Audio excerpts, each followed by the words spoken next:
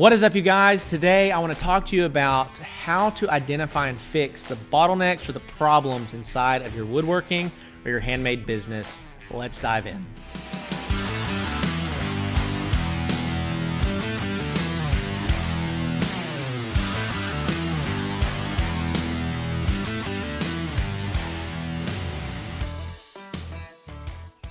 All right, well, welcome back, guys. Thank you, as always, for your time and your attention. I do not take that lightly. It means the world to me that you would subscribe, tune in, listen to the podcast.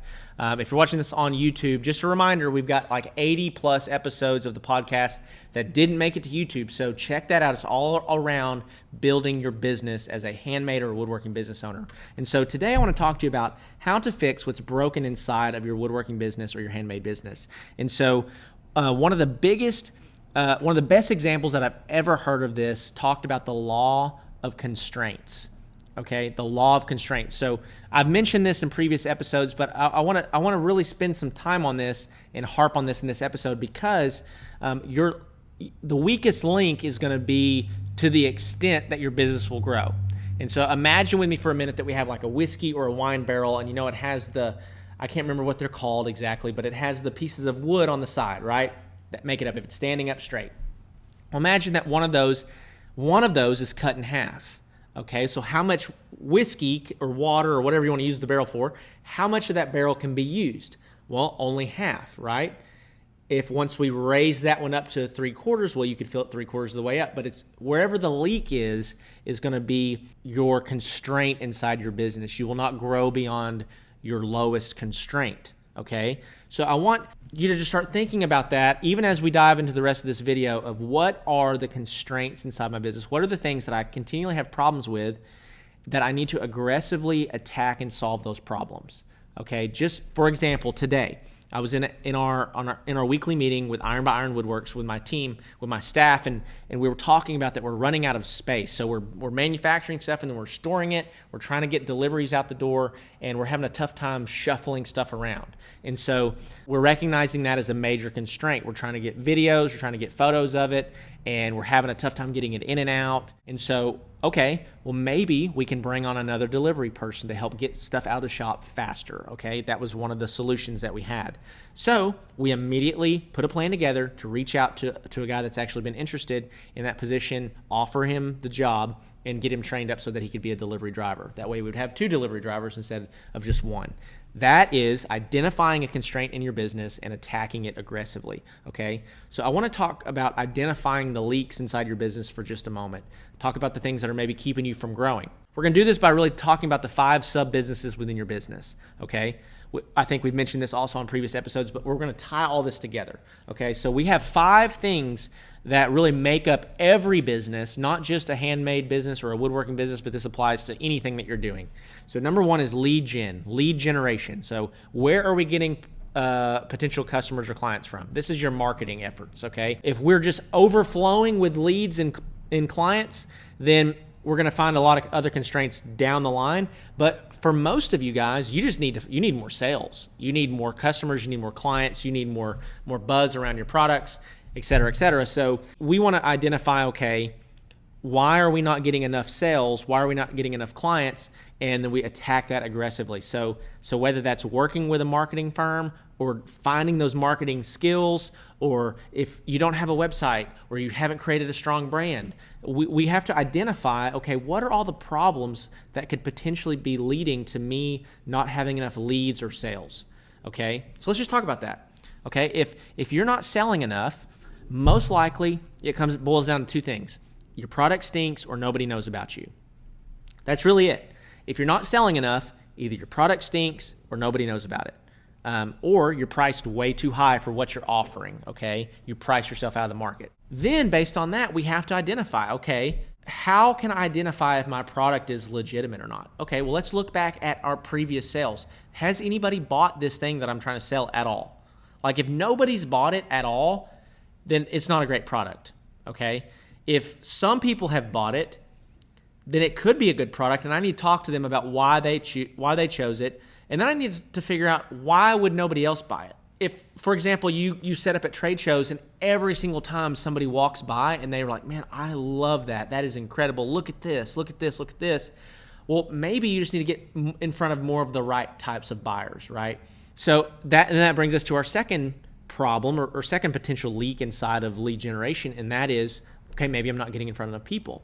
Well, the best way to do that is digital advertising. I talk about this a lot. So either you are acquiring the skills around learning how to run Facebook, Instagram, TikTok ads, Google ads, Pinterest ads, Etsy ads. Either you're acquiring that knowledge or you're finding somebody that can partner with you, or you pay them to run those ads for you. If you have a great product and you start running ads, if you have a great brand and a great product, you start running ads, you will see an increase in sales.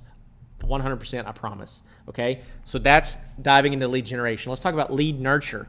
Okay, maybe you're generating lots of leads, but you're not able to close anybody. You're not able to develop a process for really nurturing those leads. So this kind of goes hand in hand with sales, but we want to, once somebody has shown interest in our products, we want to have a process for really helping them narrow down and ultimately making a buying decision. If you, I'm just gonna use this as an example. Let's say that you make handmade jewelry, okay? A woman walks up to your booth at the trade show and you have 50 different sets of earrings. And she's like, oh my gosh, I love them all and I don't know what I want, okay? Well, you've got to get her narrowed down to make a selection, or she's gonna walk away from that booth saying, man, I loved all those, but I couldn't make a decision, right? So ultimately you have to push people to a buying decision. So that's where lead nurture comes in. So lead nurture is really asking lots of questions. And again, this goes hand in hand with sales.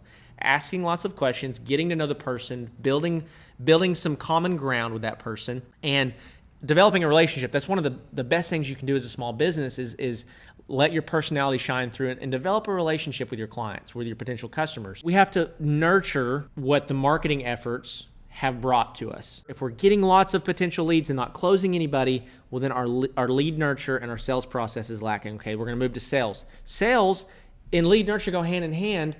There's lots of other things you can do for lead nurture. So you can set up like automatic email campaigns that when somebody subscribes to your newsletter, or they enter to win that custom table, or they do whatever that action is, that they get a string or a series of emails that explains who you are and talks about who you are as a company, et cetera, et cetera. Lead nurture for the most part goes hand in hand with sales. So a lot of people, they would say, you know, I'm a good woodworker, but I'm just not great with people. I'm not great at talking to people. I'm not great at like having these conversations, and I don't know what to do.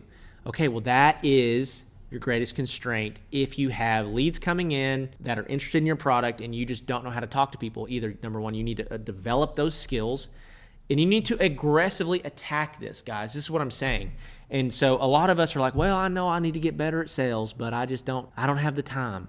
It's like, well, you're going to have the time in about 6 months when your business goes under, and you don't, or you're like, I want to grow this business. And it's like, well, I'm a terrible salesperson. Okay, well, you either need to hire a salesperson or you need to become a good salesperson. Those are your two options. So we either figure out who do I need to learn from to become a good salesperson, or who do I need to hire so that I plug the business, plug that hole, that leak with someone that has the skills that can take us to the next level, okay? So if you're not closing sales, if you're not getting people to a buying decision, then you are lacking as a salesperson, okay? Number 4, once you have lots of leads, you're nurturing the leads, and you have sales, then where's your bottleneck going to be? Where's your constraint going to be? It's going to be on, can I get all this work done? Can I now produce everything that I've said I'm going to do? And that is a huge constraint. It's legit. It's something that you have to figure out.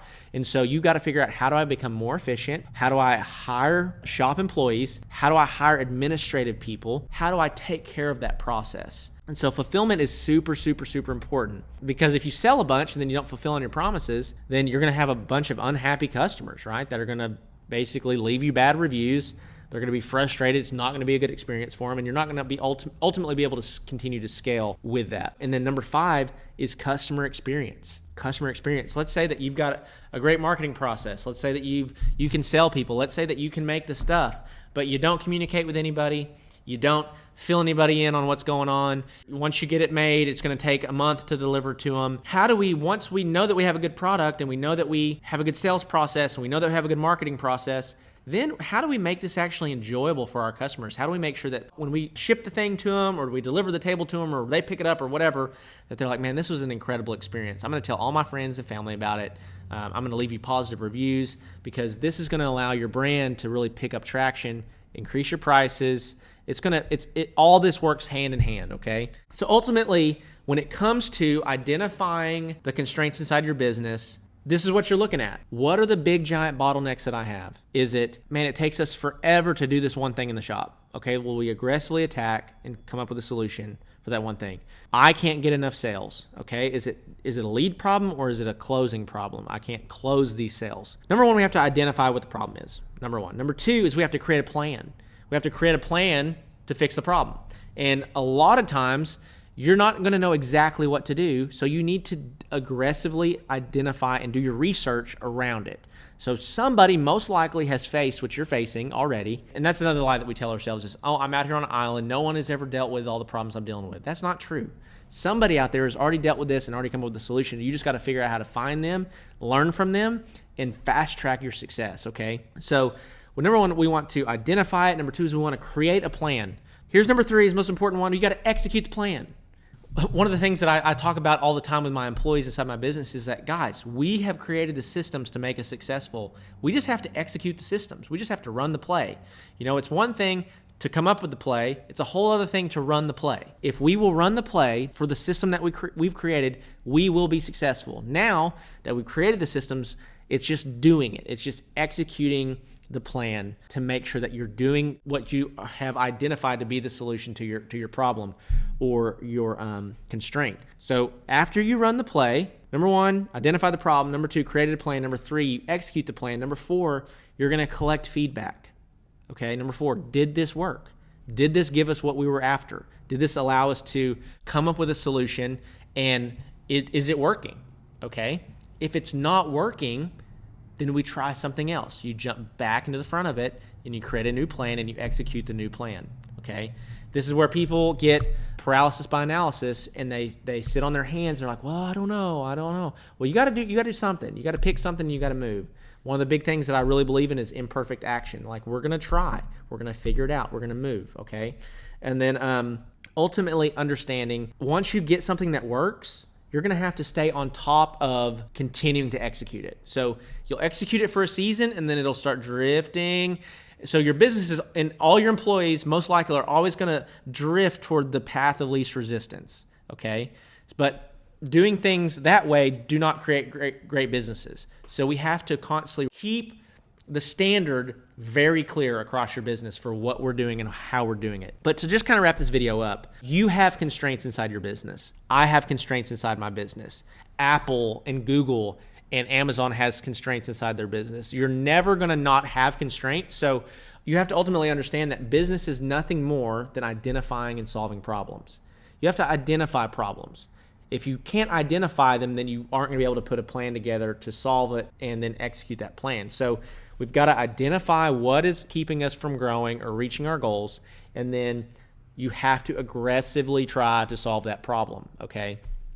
And one of the big things that I would encourage you with is that if you're watching this, you're like, man, I've been trying to grow my business for 6 months or a year or a couple years, and you don't know how.